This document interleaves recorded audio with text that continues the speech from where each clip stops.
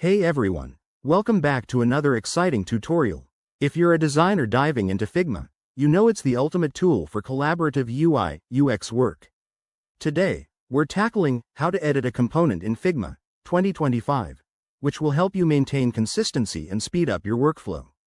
Components are reusable elements that save tons of time, and editing them properly ensures your designs stay polished.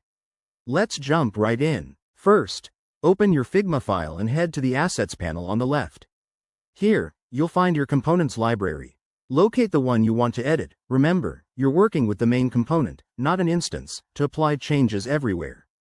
Step 1. Select the main component by clicking on it.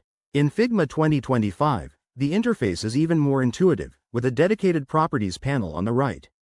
This is where the magic happens. Use it to tweak properties like color, size, or text. Step 2. Make your edits. For example, if you're changing a button's color, simply select the Fill option and pick a new shade.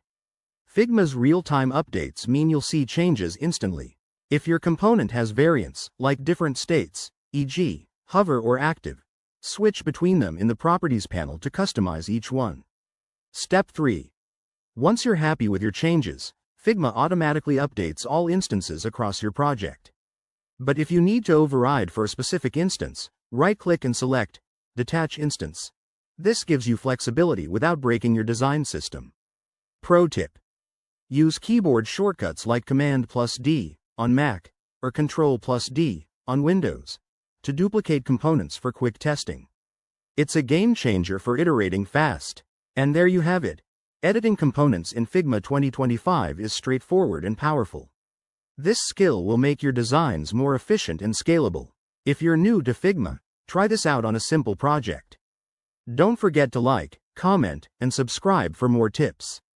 Thanks for watching, and I'll see you in the next video.